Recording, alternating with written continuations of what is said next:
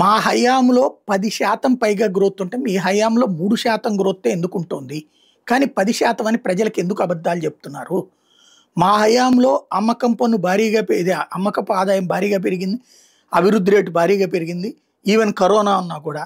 మీ హయాంలో ఎందుకు అలా ఉండట్లేదు? కానీ ప్రజలకు మాత్రం మెరుగైన ఆర్థిక వ్యవస్థని ఎందుకు అబద్ధాలు చెప్తున్నారు?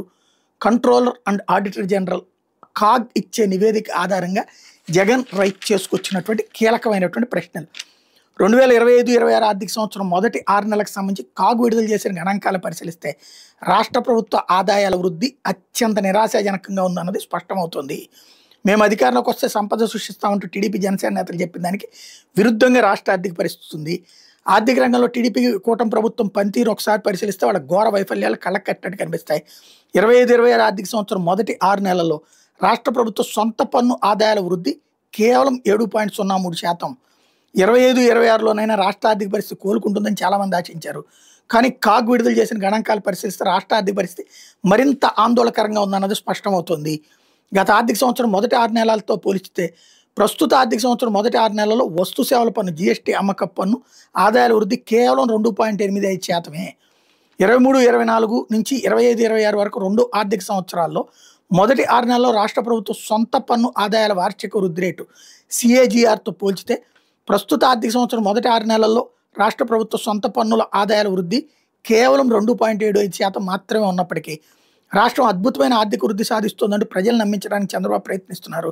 టీడీపీ కూటమి ప్రభుత్వం 24-25లో జీఎస్టీపీ రాష్ట్ర స్థూలోత్పత్తి 12.02% సాధించామని, 25-26లో 17.1% వృద్ధి సాధించాలని లక్ష్యంగా పెట్టుకున్నామని ప్రకటించింది.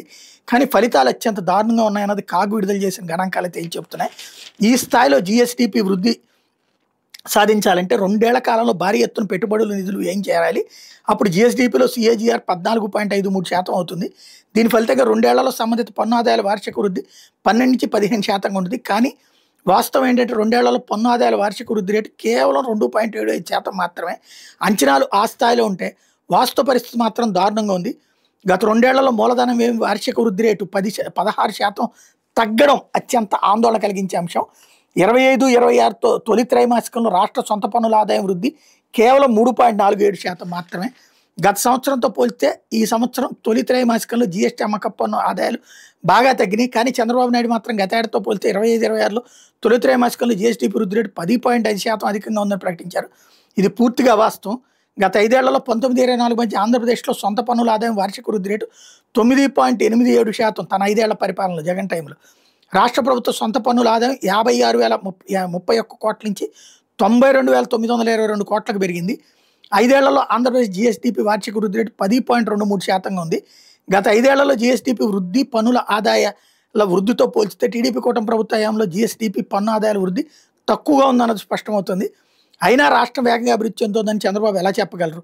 రాష్ట్రం దూసుకుపోతున్నట్టు కనిపించే ఏకైక అంశం అప్పుల విషయంలోనే. టీడీపీ కూటమి ప్రభుత్వం అధికారంలోకి వచ్చినప్పటి నుంచి ఇప్పటిదాకా ఏకంగా 2,06,959 కోట్లు అప్పులు చేశారు. వైఎస్ఆర్సీ ప్రభుత్వం 5 ఏళ్లలో చేసిన అప్పులో టీడీపీ కూటమి సర్కార్ 17 నెలల్లోనే 62% అప్పు చేసింది అన్నటువంటిది జగన్ ఆధారాలతో ప్రస్తావించిన అంశం.